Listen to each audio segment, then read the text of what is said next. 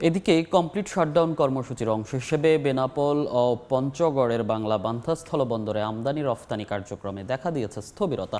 এ বিষয়ে বিস্তারিত জানাতে এই মুহূর্তে বেনাপোল বন্দরে আছেন সহকর্মী আজিজুল হক এবং পঞ্চগড়ের বাংলা বান্ধা স্থলবন্দরে আছেন সহকর্মী সোহাগ হায়দার। প্রথমেই যাচ্ছি আজিজুলের কাছে। আজিজ,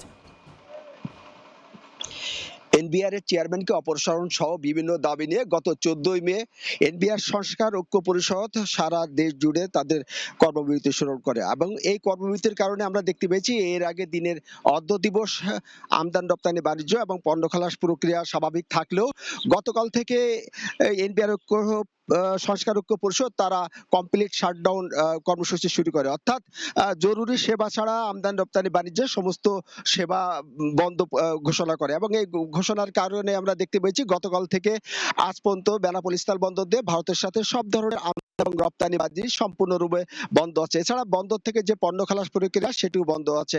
আপনি জানেন দেশের শিল্প কারখানায় যে কাঁচামাল ব্যবহৃত হয় তার বড় একটি অংশ আমদানি হয় ভারত থেকে। তবে এই কমপ্লিট শাটডাউনের কারণে কিন্তু বন্দর থেকে পণ্য খালাস সম্পূর্ণরূপে বন্ধ হয়েছে। এতে বাণিজ্যে এক প্রকার অস্থিরতা যেমন নেমে এসেছে, তেমনি কিন্তু রাজস্ব আয়েও কিন্তু বড় ধাক্কা নেমেছে। এছাড়া আপনি জানেন যে একদিকে এই কমপ্লিট শাটডাউনের কারণে যেমন বাণিজ্য ব্যাহত হচ্ছে, তেমনি কিন্তু নতুন করে ভারত সরকার রপ্তানি বাণিজ্যে বিশেষ করে পাট রপ্তানিতে নিষেধাজ্ঞা দেওয়ায় কিন্তু বেনাপোল বন্দর দিয়ে কিন্তু রপ্তানি বাণিজ্যে নতুন করে আবার একটু সংখ্যা দেখা গিয়েছে।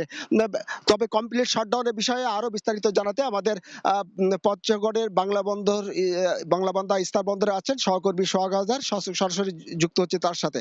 সোহাগ, দেখুন, বেনাপোলের মতো কিন্তু দেশের সর্ব উত্তরের জেলা পঞ্চগড়ের যে 4 দেশীয় সড়কপথের স্থল বন্দর রয়েছে বাংলাবান্ধা, এখানেও কিন্তু জাতীয় রাজস্ব বোর্ড সংস্কার কমিশনের যে কর্মবিরতি বা আন্দোলন চলছে তার প্রভাব পড়েছে। আমরা দেখেছি যে গতকাল শনিবার কিন্তু এই বন্দরে কিন্তু আমদানি ভুটান থেকে 148 ট্রাক পাথর বোঝাই ট্রাক এই বাংলাদেশে প্রবেশ করলেও কিন্তু আমরা দেখেছি এই কর্মবিরতির কারণে কিন্তু এখানে কিন্তু ছাড়পত্র পায়নি, যার কারণে বন্দর ইয়ার্ডে গাড়িগুলো আটকা পড়ে আছে। আজকে দ্বিতীয় দিনেও আমরা দেখেছি যে গাড়িগুলো এখন পর্যন্ত আটকা পড়ে রয়েছে। কোনো কাস্টমসের কোনো কর্মকর্তা তাদের যে কার্যক্রম সেগুলো না করায় কিন্তু এখানে একটা স্থবিরতা নেমে এসেছে। আমরা সকাল থেকে লক্ষ্য করেছি যে ভারত ভুটান থেকে কিন্তু কোনো পণ্যবাহী গাড়ি এখন পর্যন্ত বাংলাদেশে প্রবেশ করেনি এবং এখান থেকে যে রফতানিযোগ্য যে সকল পণ্য সেগুলোও কিন্তু এখান থেকে রফতানি হয়নি। আমি বলে রাখি যে এর প্রভাবে কিন্তু এখানে একটা স্থবিরতা নেমে এসেছে। আমরা দেখেছি যে ভারত এবং বাংলাদেশের যে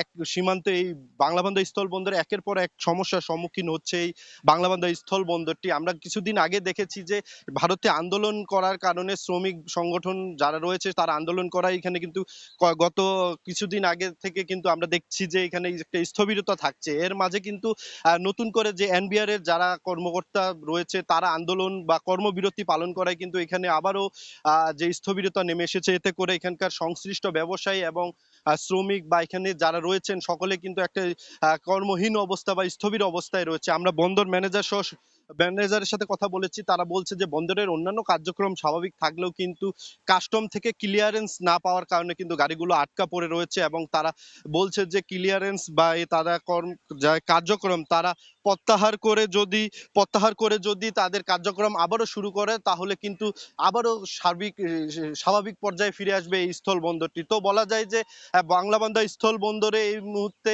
একটা স্থবির পরিবেশ বিরাজ করছে। এ ছিল আমার কাছে বাংলাবান্ধা স্থল বন্দর থেকে সর্বশেষ খবর। সরাসরি যুক্ত ছিলাম বাংলা বান্ধা এবং বেনাপোল বন্দর থেকে।